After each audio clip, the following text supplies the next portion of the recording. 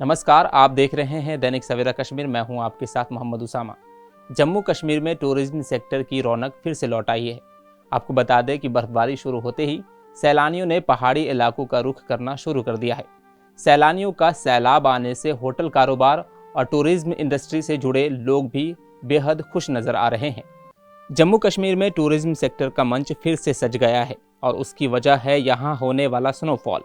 दिसंबर और जनवरी महीने की शुरुआत में यहाँ बर्फबारी और बारिश की बेहद कमी देखी गई है, जिस वजह से यहाँ आने वाले सैलानियों की तो कमी हो ही गई थी, बल्कि घाटी के आम लोगों की जिंदगी पर भी काफी असर पड़ा। टूरिज्म इंडस्ट्री के रफ्तार पकड़ने से कारोबार फिर से फल फूलने लगा है।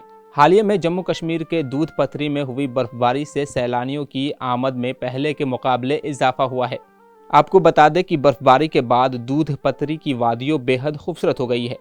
कुदरती खूबसूरती का नज़ारा देखने के लिए बड़ी संख्या में सैलानी यहां आ रहे हैं और हॉर्स राइडिंग का लुत्फ उठा रहे हैं। टूरिज्म की आमद बढ़ने से लोकल हॉर्स राइडिंग ऑपरेटर्स के कारोबार में इजाफा हुआ है। 4 गांव है यहाँ, इस पे 4 गांव का रोजगार है यहाँ। हाँ, तो कहाँ ले जाते हैं आप टूरिस्ट को लेता है वो रिवर पे, शाली गंगा रिवर पे, और धोबी घाट, वो जहाँ जिग मोड़, ये शाही पेंट, 6 पॉइंट है सर यहाँ। हाँ, तो कितना ज़रूरी है टूरिज्म है हमारे लिए? बहुत ज़रूरी है सर। इन्हीं के वसादत से ये रोज़गार हमारा चल रहा है। जितना टूरिस्ट यहाँ आता है उतना रोज़गार हमारा चलता है। हाँ सर। तो इस साल अच्छी बर्फबारी हुई यहाँ पे? उतना नहीं हुआ सर, जहाँ पहले साल में हुआ, इस साल में उतना बर्फ़ नहीं हुआ। हाँ, यहाँ बर्फ़ थोड़ा कम है। तो कहाँ से टूरिस्ट आते हैं यहाँ पे? केलरा से आते हैं, या गुजरात से आते हैं सर, यूपी से आते हैं। हाँ, बहुत जगहों से आते हैं। देखा जाए तो पिछले साल के मुकाबले इस साल उतनी बर्फबारी नहीं देखने को मिली है। जिस तरह बर्फबारी से कश्मीर की वादियों में 4 चांद लग जाती है, जिसे देखने के लिए भारत के अलग अलग सूबों से सैलानियों की भीड़ उमड़ती है। फिलहाल बीते साल के मुकाबले इस साल उतनी बर्फबारी और सैलानियों की भीड़ देखने को नहीं मिल रही है। नमस्कार, आप देख रहे हैं दैनिक सवेरा कश्मीर। मैं हूं आपके साथ मोहम्मद उसामा। जम्मू कश्मीर में टूरिज्म सेक्टर की रौनक फिर से लौट आई है।